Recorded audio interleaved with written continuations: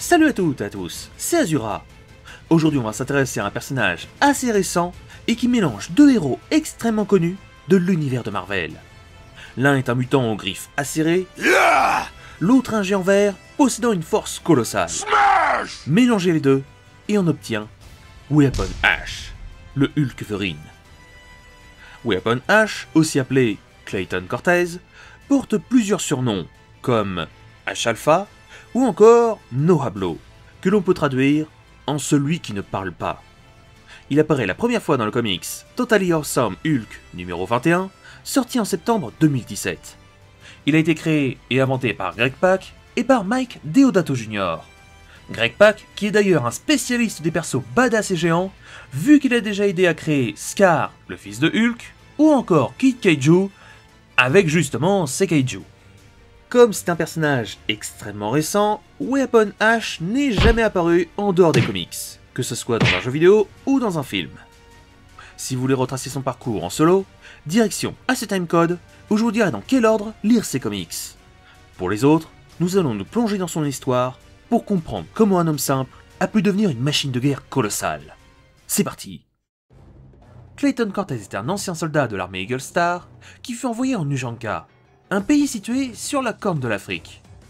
Il avait été chargé, lui et son équipe, d'éliminer des villageois qui avaient saboté un pipeline de la Roxxon Corporation. Lors du massacre, Clayton changea de camp et tenta de tuer tous les autres soldats. Cependant, le militaire prit une balle et fut arrêté.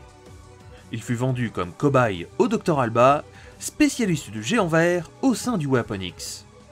Petite piqûre de rappel, le Weapon X qui est responsable du squelette en adamantium et des griffes de Logan, et du clonage de celui-ci afin de créer X-23, aka Laura Kinney.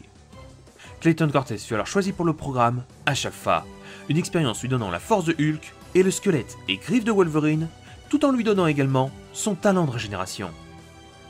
De leur côté, Amadeus Cho, qui était accompagné de Wolverine, X-23, Warpath et de Domino, enquêtaient sur les mystérieuses expériences du projet Weapon X. Ils attaquèrent le centre H-Alpha où était détenu Clayton et furent confrontés au Dr Alba qui libéra une créature hideuse ressemblant à Hulk afin de gagner du temps. Weapon H avait encore 15 minutes d'incubation avant de pouvoir être pleinement réveillé. La créature réussit aisément à occuper les héros, dépassant même largement les 15 minutes restantes. Weapon H fut alors libéré et fonça sur le champ de bataille.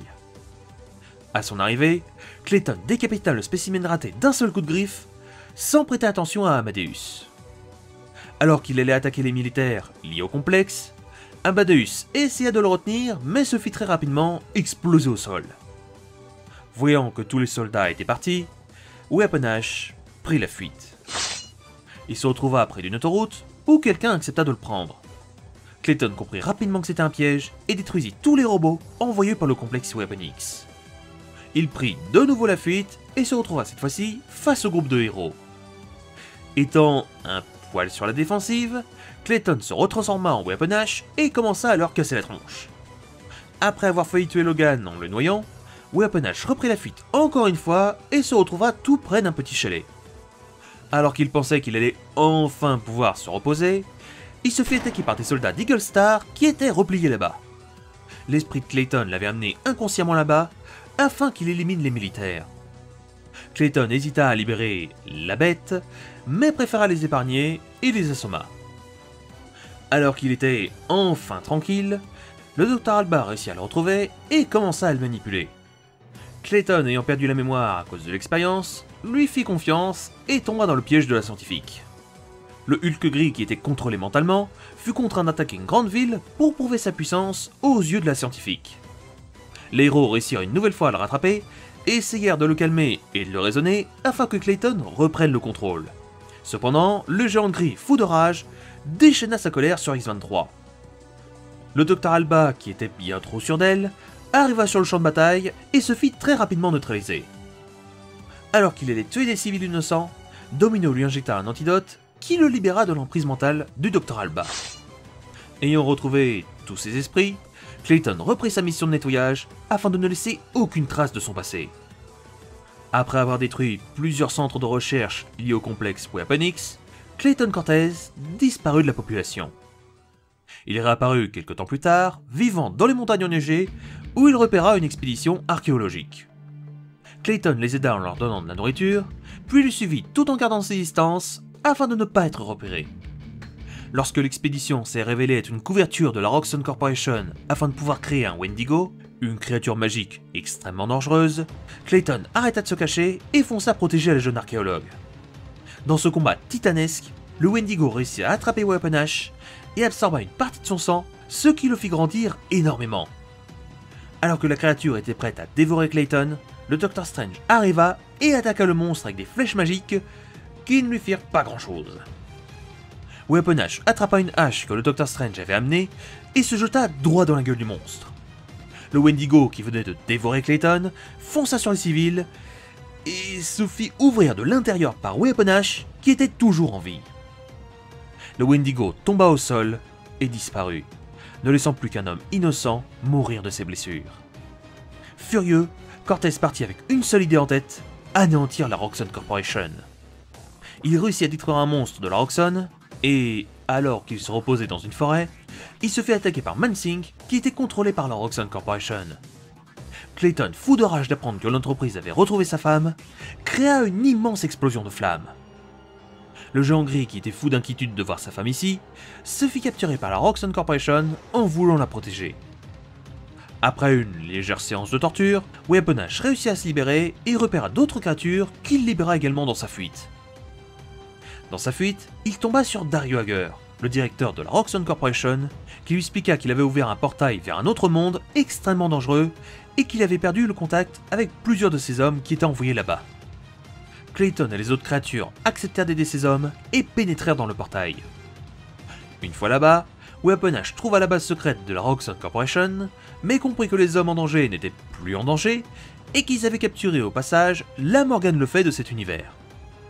Clayton, qui avait légèrement affaibli la prison de la sorcière, se fit manipuler mentalement et tomba sous ses ordres. Weapon Ash libéra la sorcière, qui s'empressa de rassembler ses créatures afin d'exterminer les derniers humains.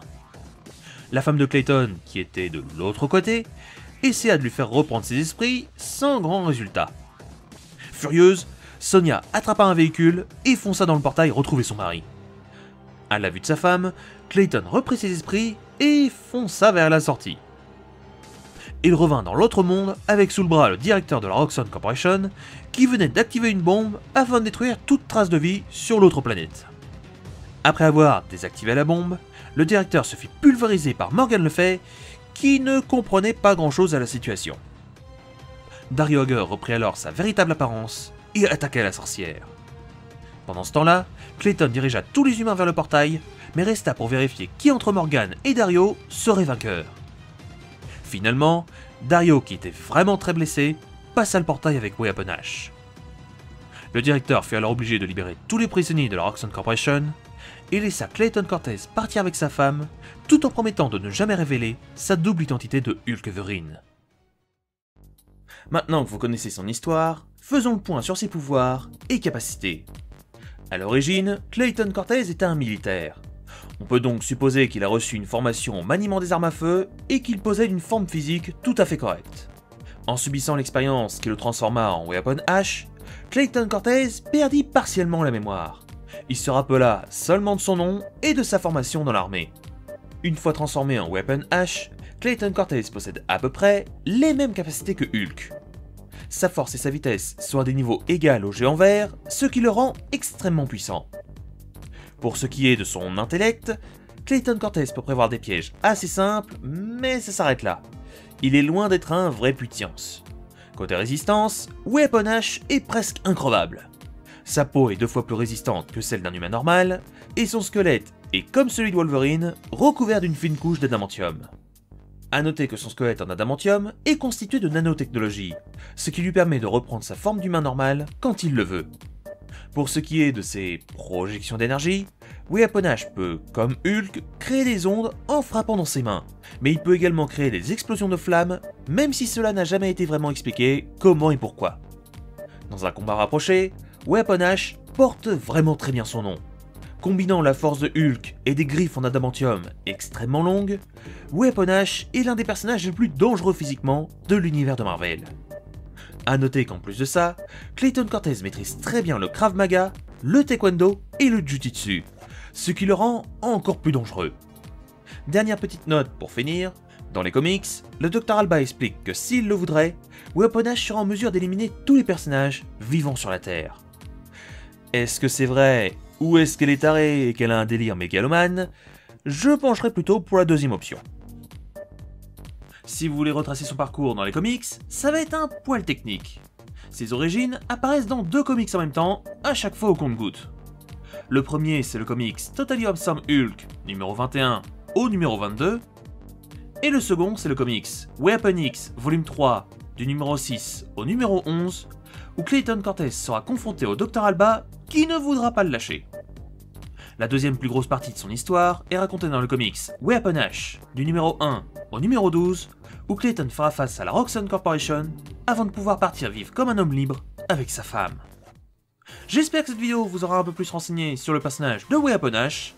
Je vous aurais bien dit d'aller sur Utip et de regarder une petite pub, mais le site ne marche plus depuis plusieurs mois, vu qu'ils n'ont plus de pub à proposer. Donc à la place, vous n'avez qu'à mettre un petit pouce bleu, ça va me consoler. Bref, quant à moi je vous laisse, et on se retrouve très vite pour un nouvel épisode, sur un personnage de DC Comics vraiment très particulier.